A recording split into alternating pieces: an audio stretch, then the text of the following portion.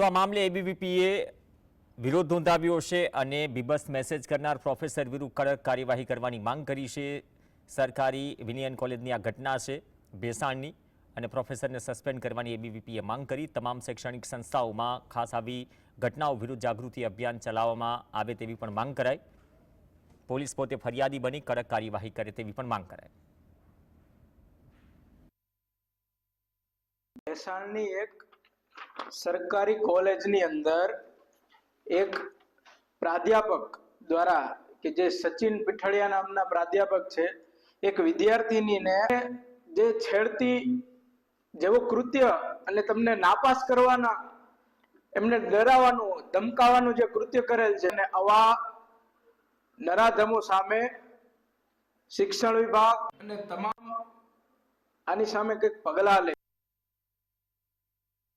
કે જે પણ કેમ્પસની અંદર સચિન પીઠડિયા જેવા પ્રાધ્યાપકને ક્યારેય પણ સાખી ન શકાય, એટલે ગુજરાતના એક પણ કેમ્પસની અંદર આની બદલી નહીં પણ એને ફરજ મુક્ત કરવામાં આવે એવી વિદ્યાર્થી પરિષદ માંગ કરે છે અને યોગ્ય તપાસ થાય, યોગ્ય તપાસ બાદ યોગ્ય કાર્યવાહી કરવામાં આવે।